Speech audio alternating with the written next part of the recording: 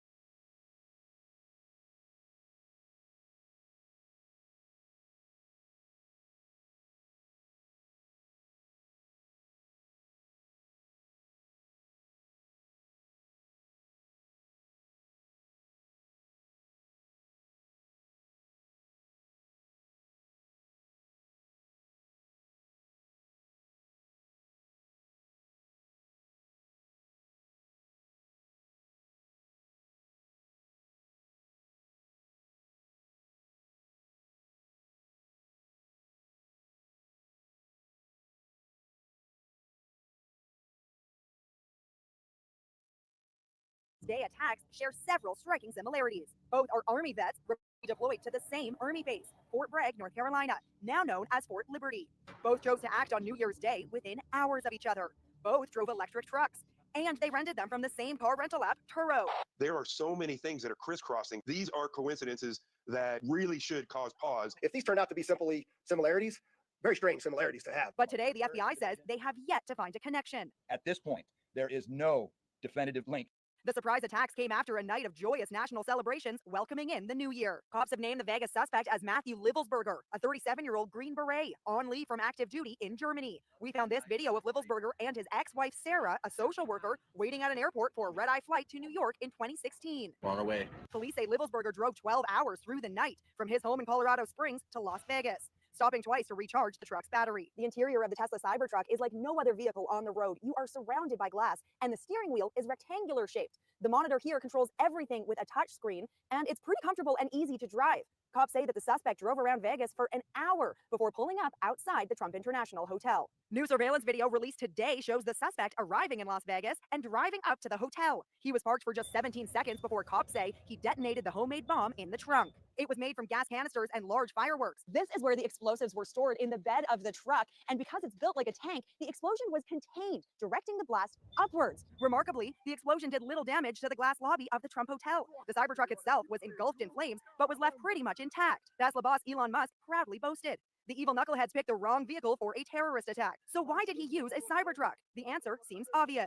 The idea of getting the Elon Musk signature car and bringing it to the gold Trump sign in Las Vegas, it really suggests he's trying to send a message. President-elect Trump is reacting to the targeting of his Vegas hotel today. The USA is breaking down. A violent erosion of safety, national security, and democracy is taking place.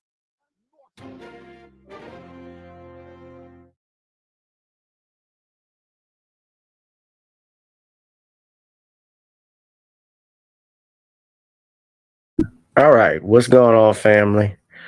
Welcome to another edition of our show, courtesy of Rumble. We're on Rumble, X, and YouTube. It is Random Topic Sundays, the hottest live stream broadcast in the cosmos of social media. Whoever you are, wherever you are, I hope you're blessed and doing safe. A lot has transpired, of course, in the last week, and we're only on the first Sunday of New Year's. We're only 5 days into the new year, and we've had probably, I won't say more. I hate to say it's exciting because it's not, but more, I would say tragedy due to the loss of life that we've seen, especially in my hometown of New Orleans, out on Bourbon Street, where we had a driver, a fool who ran through Bourbon Street, drove through there, killed 15 people whose names have been identified, victims who have been identified, injured dozens of others. And then in Las Vegas, Nevada, we had this other individual, Matthew Livelsberger, who supposedly drove his Cybertruck to Trump Towers and ignited a homemade explosion that injured several. And I believe one person, if I'm not mistaken, did die in that incident. Now, Shamsud-Din Bahar, Jabbar, was the one who drove that truck in New Orleans. And there's been video footage of it circulating, how he sped through. You know, a lot of other things have gone through. A lot has also been hit about him, how he served in the military. Both of these men. So today's topic, and this is what I was getting at. Both of these men apparently served in the army at the same time, deployed to Afghanistan. One, of course, they also, as you saw, used the same app to get two different cars on the same day within hours of each other, committing two acts of violence. Of course, I mean, you can compare and contrast each one, and which one you think. Of course, obviously, you hate to say that because loss of life violence is bad, regardless of how many years, even if it's just one. But obviously, what happened in New Orleans, you had multiple people run over by this I'm not going to say this person, by this scumbag. And this other person who blows a bomb right in front of Trump Towers. And they're now saying they can't explain, or they're now saying that these two were unrelated and they acted alone. Now, I have more questions than I have answers about this situation, especially what happened in Las Vegas, because from looking at the uh, incident that occurred in Las Vegas, Matthew Livelsberger, from what I'm looking, he was still active duty. I'm also looking at the fact that they're talking about the fact that he struggled with mental illness, with PTSD and other issues. That's what Spencer Evans of the FBI said. They've said that the incidents were unrelated, but he died of a self-inflicted gunshot wound to the head. So how did he? And here's the question that nobody, investigators are still trying to answer. How was he able to light the explosive after he was dead? That cannot be, especially after he was shot. I find it impossible that he could have ignited it? What did he do? Was this seems to have been no timing mechanism? It obviously was something that was set off. What even if so, if you have a gunshot wound to the head, a person basically is essentially that's a death blow. For all intents and purposes, that's a death blow. And there's no way in which someone could have been deceased could have set that off. Now, it's my belief, my understanding. I don't have evidence. I don't want to go forth and say something that is not true, but it seems there's always, I'll just say this much, there's always more to the story.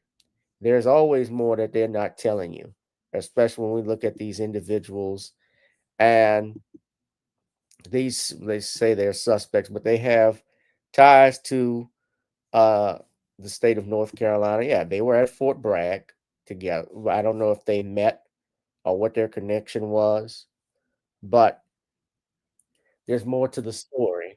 And the FBI has been coming under scrutiny because what they had too, now they had a sister. Her name was Althea Duncan. She was the special FBI agent, and she declared that this was not an act of terrorism. This was back on I want to say January 2nd. And they had the press conference with John Kennedy, the Mayor Cantrell, you had Troy Carter, you had the governor of Louisiana, Jeff Landry, you had the New Orleans superintendent, Kilpatrick, Mayor Cantrell, and I just want to show y'all what happened. Watch what John Kennedy does when Althea Duncan is talking. She's up at the podium, all right? So John Kennedy, his old ass. Oh, I want you to watch John Kennedy and what he does here while she's talking. And they're calling her a D, when they say DEI hire, that's just code word for black. Now, what they do when they say that, that's just to minimize a person. Oh, they just got hired because they're DEI, or like they have no qualifications. Now, I'm not saying there aren't people who are incompetent that do get promoted based to be a token. It does happen, which is why I don't care necessarily like for affirmative action per se. Although everybody knows affirmative action really benefits whites than it does blacks more than anything. So that's one point about it. But I want y'all to watch. So this is what Kennedy did. Can I say something, Riker? Tell me who you're with. WDSU. Okay, and CBS. NBC's over here on the right. Oh, that's an unusual position. So he just shoves her aside. You wouldn't. Look, can I say something, Riker? Tell me who you're with. WDSU. Okay, and CBS. He just takes over while she's there. Oh, that's an unusual position. I don't get it. You wouldn't. Because I don't get it. You wouldn't. Can I say something, Riker? Tell me who you're.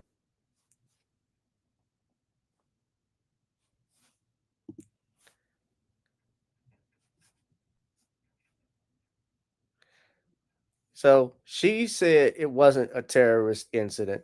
And they've been calling all on X for her to be fired. This is these rednecks. It's not a surprise that they would do this or say this, but they've been all on X all over, calling her a DI hire. They say, I'm gonna reject these cookies. I look at this person and think DEI hire, can't not see it. Evidence that the FBI is chronically lowering its standards are evident everywhere. Take Assistant Special Agent in charge, Althea Duncan, who initially stated the terror attack was not being considered a terrorist attack. She was wearing a prohibited nose ring, so they're worried about how she's dressed, her appearance, her nose ring, which violated FBI rules, according to them. What about the stuff? How many times did the FBI have violated the Constitution? How many rights have they violated? How many people have they violated? Mark Clark, Fred Hampton.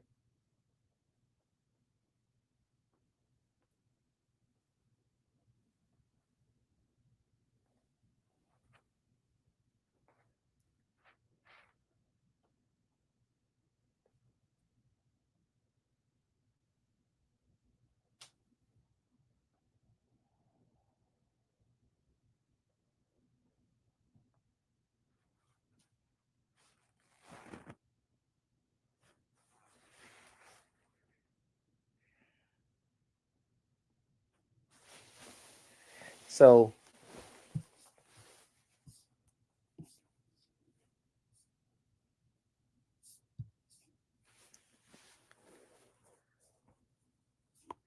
yeah, they were talking about Kennedy. Yeah, he didn't say excuse me, get out of the way. Yeah, he just stepped in and tried to take over. Yeah, Kennedy's an asshole.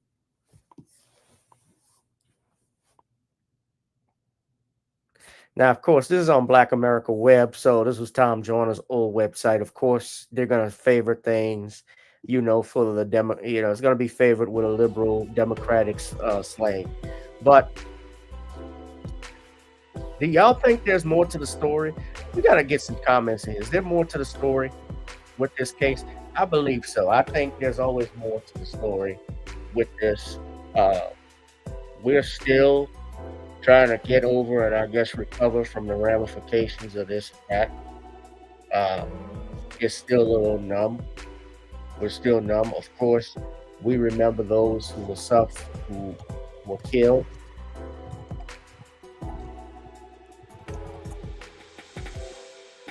We remember those that were killed. Certainly, I hate seeing any. It doesn't matter what they look like, black, white, whatever. I hate seeing any active violence like that because it's unnecessary. There's no need for that.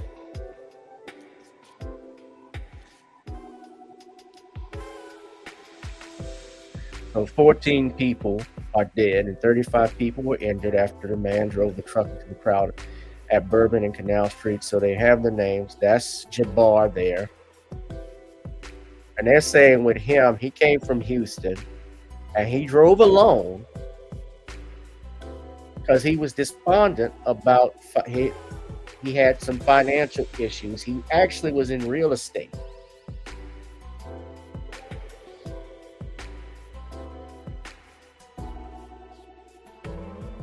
So this is the footage. This is crazy. So this is footage of him of him on bicycle related to the attack? Hold on. I'm gonna show y'all this.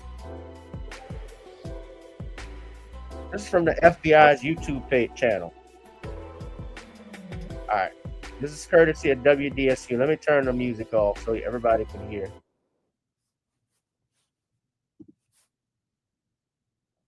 So there's no sound. But this is him I think this is him riding down Bourbon Street.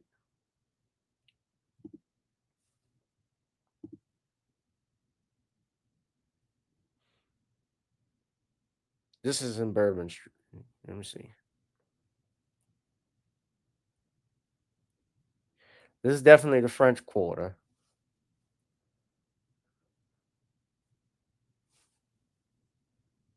That's not Bourbon Street, but that's him there. So he's wearing glasses that have a camera inside.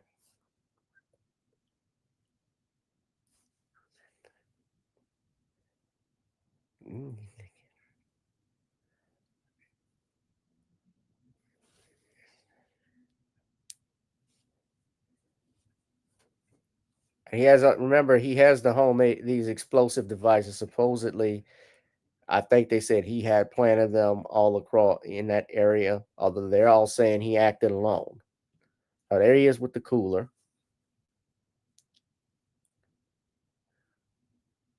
And he did all of this because he was despondent about his financial status.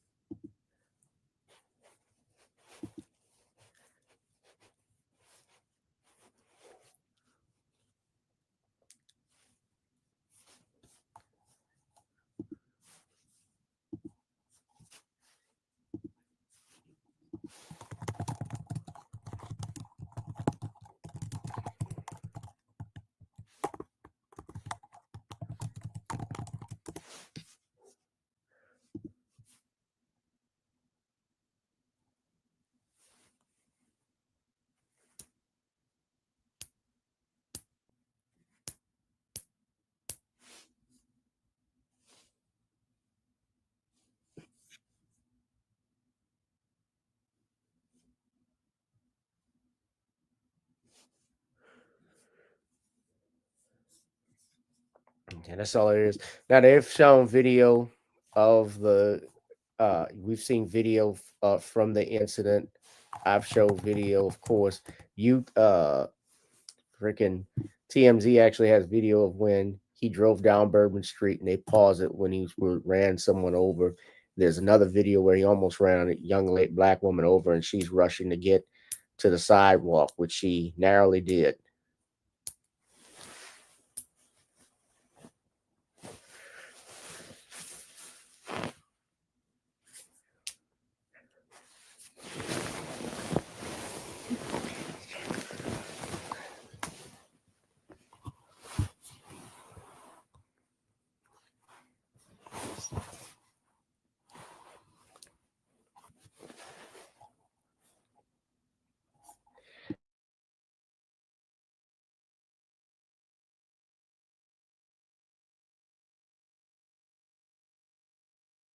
Yeah. So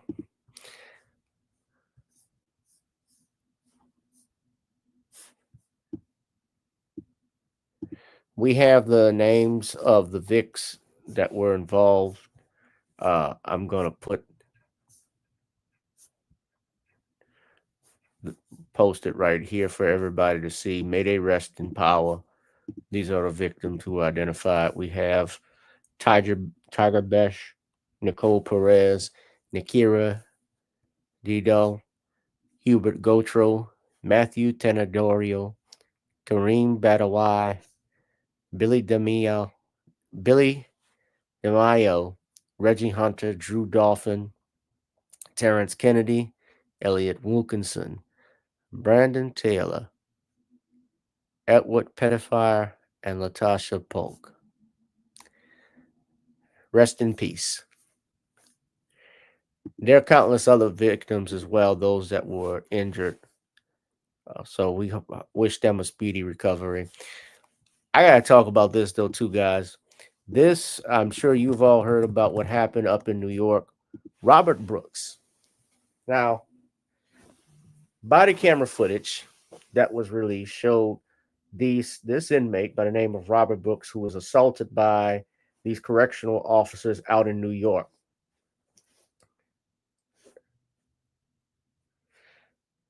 And these officers are still working. I'm sure some of you probably have seen this video or heard of it, but the man was serving his time in jail and was in, looks like the infirmary, I'm going to say. And somehow or another, while there, the cops beat him in custody. He's handcuffed.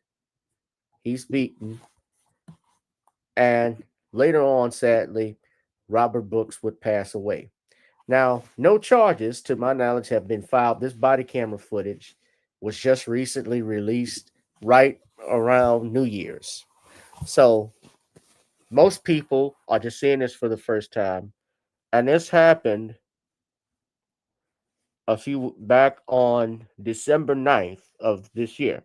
So this is courtesy of CBS New York. I'm going to show this one, and I'm going to show you the CNY Central. And what you're going to see is disturbing, is graphic. Yes, he had multiple injuries according to autopsy details. This happened at Marcy Correctional Facility. So I'm going to play this, and I'm going to play the autopsy report. So this is courtesy of CBS New York. So I want y'all to listen in, okay? Fair use, ladies and gentlemen. Make sure you're hitting that subscribe. Protesters took to the streets of Manhattan today, calling for the firing of the officers involved in the beating of upstate New York inmate. They're still working. CBS News New York just learned Governor Hochul visited the Marcy Correctional Facility where Brooks was killed and announced some immediate changes. Alan Devlin has the video of the attack, and we want to warn you, it is disturbing to watch. What changes? What's changing if they're still employed? We're okay with the denigration and the devaluation of Black life. Calls for justice today in the shadow of Governor Kathy Hochul's office. Protesters marched, signs in hand, demanding action against the officer seen on body camera footage beating upstate New York inmate Robert Brooks. Seeing a black brother like that, being beat like that, being lynched, that is disturbing. The video released Friday of the brutal December 9th beating from inside the Marcy Correctional Facility shows officers repeatedly punching, kicking, and dragging handcuffed 43-year-old inmate Robert Brooks. Brooks died a day later. The justification is not there. You can't hit a suspect that's handcuffed. Former NYPD investigator Felipe Rodriguez says the video is shocking and there's no excuse for the officer's actions. It's going to be very difficult for them to justify use of force. Anytime you use, every strike has to be justified. Any discharge of a firearm has to be justified. Otherwise, you know what, you did it incorrectly. The series of 8 videos released to the public playing a pivotal part in the launching of an investigation by the New York Attorney General's office and calls from Governor Hochul for all 13 officers and a nurse connected to the beating to be terminated. We will use every possible tool available to us to investigate this death thoroughly and swiftly. Today, Governor Hochul visited Marcy Correctional Facility seeking answers in Brooks' death and immediately implemented new changes, including naming a new superintendent and expediting $400 million towards new cameras facility-wide. Today, as I stood in the room where Robert Brooks was killed, Okay. This is first off bullshit. This doesn't address the problem. You're talking about putting in new cameras. We saw it on body camera. What is a new camera going to do? They did this boldly while they were being recorded on their own body camera footage, on their own cameras. You still have them in your employ, Governor Hochul. Letitia James, you're going hard on Trump. Why aren't these men being prosecuted? I was once again heartbroken by this unnecessary loss of life and further sickened to think of the actions of depraved individuals with no regard for human life, said Governor Hochul in a statement. CBS News New York has learned 3 of the 13 guards implicated in the savage beating of Robert Brooks have been accused in lawsuits of earlier attacks in New York prisons. All 14 Marcy staff members have currently been suspended without pay pending the investigation. There have been no formal charges brought against the officers yet. In Manhattan, Alan Devlin, CBS News, New York. Well, an official cause of death for Brooks has not yet been determined. The autopsy results are still pending. Okay. So the autopsy reports, though. Now watch, Stephen A. Smith even comments on it. I'm not gonna click on him. He might even go back on and say the brother probably had it coming. Stephen A. does so much back and forth, you can't. So this is the autopsy. Injuries from an attack by more than a dozen Marcy Correctional Facility correction officers and staff. Isabel Garcia breaks down what that paperwork tells us. Yes, the paperwork is called an emergency risk protection order, which was filed by New York State Police against one of the corrections officers accused in Robert Brooks' assault. The details of the autopsy were used as supporting evidence in the application, this due to concern the individual, in this case David Kingsley, may harm himself or another. He was allegedly part of a group of a total of 14 individuals engaged in an assault on Robert Brooks on December 9th at the infirmary at Marcy Correctional. Brooks died at a Utica hospital the next day. In the protection application, it is noted the autopsy of Brooks was conducted at the Onondaga Medical Examiner's office on December 11th. It was determined Brooks suffered multiple bruises on his face and arms and legs, a fractured nasal bone, multiple soft tissue bleeding in his neck on both the left and right sides, as well as bleeding in the genitalia area. Now, the medical examiner also reported concerns for asphyxia, this due to compression of the neck, as well as Brooks' death due to actions of another. It also makes note the final cause and manner of death are still pending at this time. Now, once again, this information was part of an application for extreme risk protection for one of the corrections officers, David Kingsley, named to be involved in the assault. Meantime, family of Robert Brooks held a vigil last night in Rochester with his surviving son, Robert Brooks Jr., saying the family is hopeful his death was not in vain and will be a, quote, catalyst for change, end quote. For now, reporting in the studio, Isabel Garcia, News 8. So he had multiple injuries to his face, his arms, his whole body. He had a broken nasal area. It is noted the autopsy of Brooks was conducted at the Onondaga Medical Examiner's office or another. He was allegedly part of a group of they were used as supporting evidence in the application, this due to concern the individual, in this case David Kingsley, may harm himself or another. He was allegedly part of a group of a total of 14 individuals engaged in an assault on Robert Brooks on December 9th at the infirmary at Marcy Correctional. Brooks died at a Utica hospital the next day. In the protection application, it is noted the autopsy of Brooks was conducted at the Onondaga Medical Examiner's office on December 11th. It was determined Brooks suffered multiple bruises on his face and arms and legs, a fractured nasal bone, multiple soft tissue bleeding in his neck on both the left and right sides, as well as bleeding in the genitalia area. Now, the medical examiner also reported concerns for asphyxia, this due to compression of the neck, as well as Brooks' death due to actions of another. It also makes note the final cause and manner of death are still pending at this time. So he didn't list it as a homicide. Now, I don't have the autopsy in front of me. She's not at least saying it, but they're saying it was caused by the actions of another. I hope his family raises holy hell.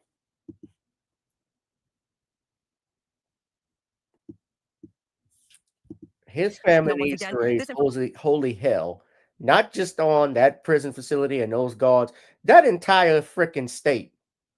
Kathy Hochul, Letitia James, they all need to pay. They got to pay for this. That's wrongful death. That's survival. That's a survival action.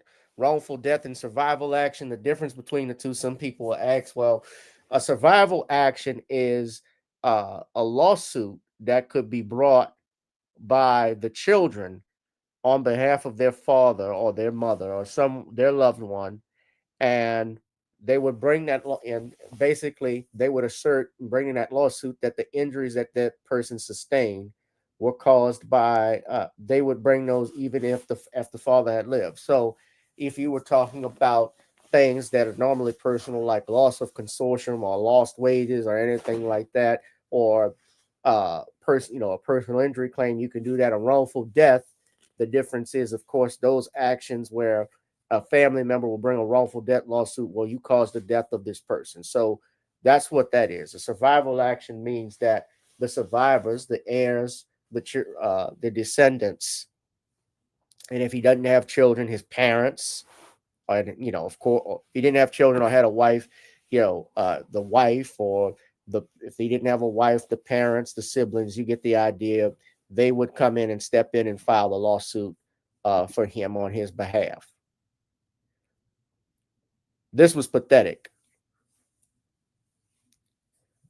All them officers need to pay. Everybody needs to pay. Now, his is his family that are speaking. Last night in Rochester, New York, hundreds of protesters, including family members, gathered outside the Monroe County Jail, calling for just one thing: justice for Marcy Correctional Inmate Office Robert Brooks. Robert Brooks died on December 10th, just one day after being beaten by several corrections officers at Marcy Correctional Facility. While the State Attorney General's office and the FBI investigate, the family and community want action. Tom Kowalski has more. For change. Justice must be served. For the first time publicly, the Brooks family spoke to the crowd about his death. Son Robert Brooks Jr. says the community support has been empowering. Seeing everyone gather here tonight gives me hope that possible is change, and help us know that we are not alone. We demand justice for my son, for his father, her son, his brother, and a host of other family members that are here. One of those family members was Brooks' aunt, Barbara Brooks. She says it's heartwarming seeing so many people supporting her family, not just in Rochester, but across New York State. I see that there's different areas of New York that's been protesting as well as here. So just to get the love and support from your hometown, it means the world to me and my family. And I do appreciate everybody that's coming out to support. In following tonight's protest in the wake of her nephew's death, Brooks hopes to see a change come to New York's corrections officers. We would like to get the bad ones out of the system. That's supposed to be reforming our guys to come back home, not killing them. I pray that they get what they deserve. Firing them isn't enough. I want them to do some jail time. I want them to have to suffer the way that he suffered. And former inmate Robert Allred, who says he was also at Marcy Correctional, says hearing of Brooks' beating was nothing new. Did 9.5 years. I've been a part of the system, who's actively witnessed it, been a part of it, been a victim of brutality, and this is something that goes on every day within the system. Not just the officers need to be held accountable, the superintendents, that goes all the way up the ladder. Frederick Douglass said, "Power concedes nothing without a demand." We're not asking for it. We're not writing a letter and requesting it. We're not stating that it's our constitutional right, and we're not waiting for you to amend the Declaration of Independence or the Proclamation of Emancipation. We want justice, and we want it. So we're gonna keep monitoring this thing, man. This is a major reforms could be happening. I want actual charges brought on these individuals. There needs to be arrest, and they need to be thrown in jail and beaten just like they did this man. They beat this man to death. There was no justification in what they did. And it's my understanding there have been lawsuits against some of these off from the previous report we just read. There have been lawsuits against these correctional officers. So they have a history of doing this, it seems like. And the only way you can get these changes when you get not just lawsuits where settlement checks are made. That's fine and dandy to get those. But when arrests can be made, firings are handled, don't just accept the resignation from the wardens too. Fire them. You set a message. You send a message and you set an example. That's what has to happen here. We're gonna keep monitoring this situation, man. It's terrible all the way. I'm gonna wrap things up. Guys, I'm not on the live stream. I do my live stream, of course, every now and then. I said it was going to be limited um, because I've been dealing with some things, of course, with ScrewTube here. I have stuff that I've been dealing with lately with them. It's hard coming back. I certainly don't. Uh, I have issues, of course, with coming back and forth at YouTube, with the demonetization of the channel and the shadow ban and just the channel not growing per se. But uh, I've taken some matters into my own hands and some legal action. I'll just put it that much. So y'all may not see me come on as much as often here on YouTube. But that's why I tell everybody to go to Rumble now, because I'm going to be on Rumble, probably doing more there.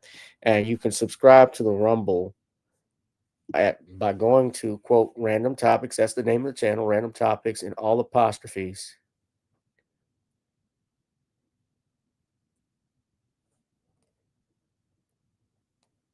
And we'll go ahead. Oh, I just got this news. Skip Bayless is being sued for $1.5 million. While I'm coming on here, someone just texted me, yeah, Skip, he being sued. I'm glad I got out of here. That's what Skip got sued for sexual harassment. $1.5 million.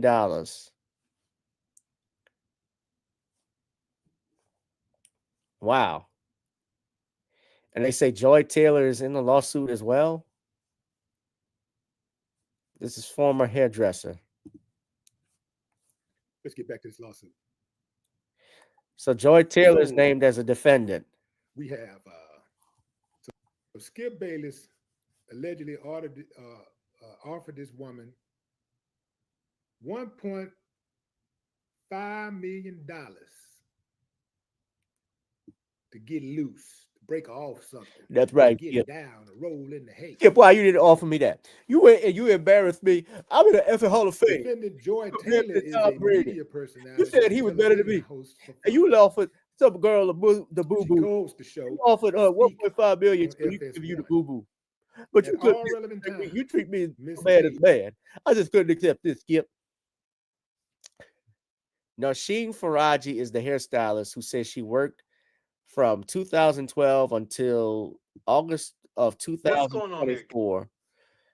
And she filed a 42-page lawsuit in Los Angeles. 14 counts of sexual battery.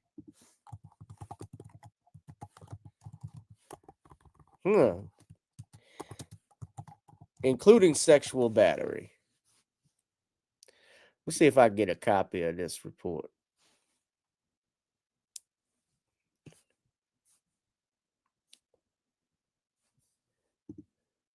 And Joy Taylor is as a defendant. Joy Taylor is the sister of NFL Hall of Famer Jason Taylor. She's the aunt of Mason Taylor, the tight end from LSU.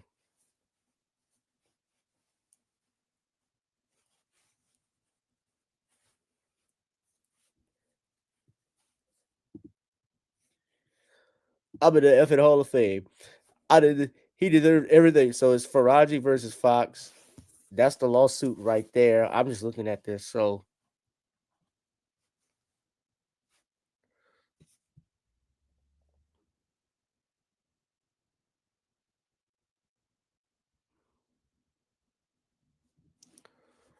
failure to pay minimum wages, overtime, all wages upon separation, failure to furnish accurate, hostile work environment, sexual battery, wrongful termination, retaliation.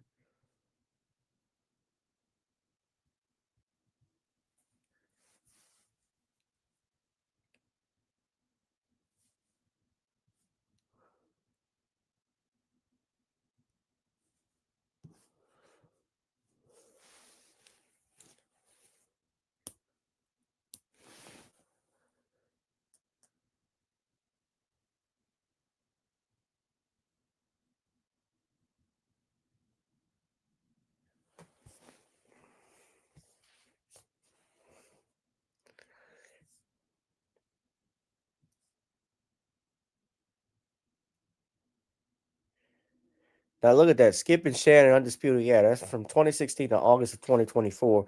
They were on the air for 8 years, and Skip Bayless screwed all of that up.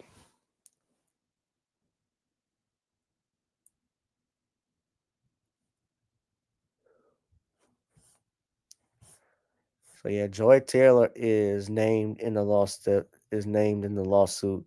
Because they said she was an agent of Fox and had authority to make decisions on her behalf.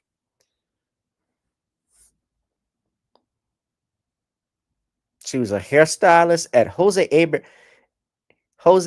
Hair Salon.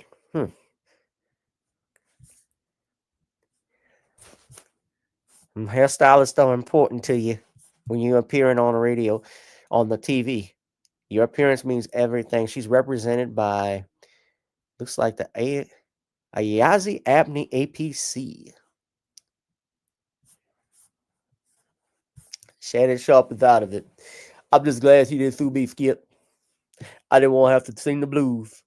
What's up, Tony? Man, this is Skip. Oh, come on, Skip.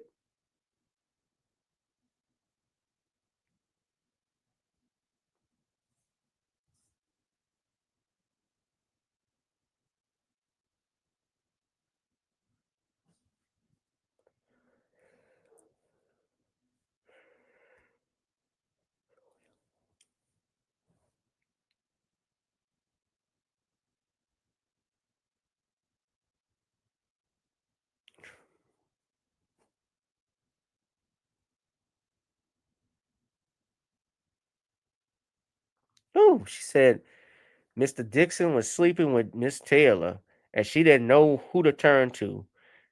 And she turned to her, and Miss Taylor responded, "Say, get over it," and explained that she herself only had her job because of Mr. Dixon, and that Miss Farage only had her job because Miss Taylor requested it.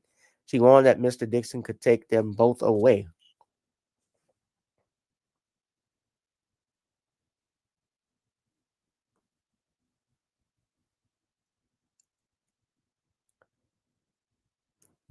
Whew.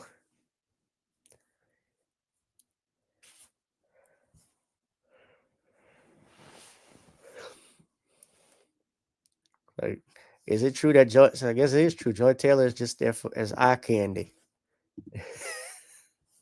Which they hire a lot of those women, of course.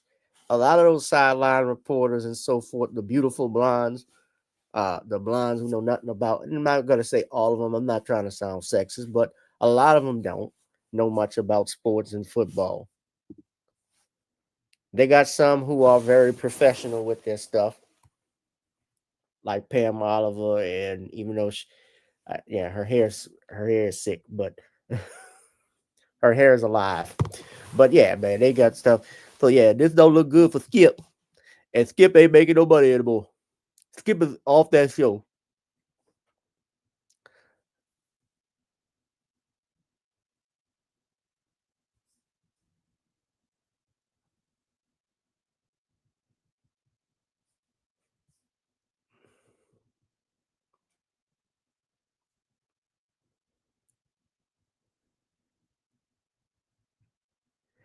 Yeah, she said Mr. Diaz reportedly gropes, harasses, and inappropriate women at Fox, and Diaz is the individual who puts the microphone on the talent.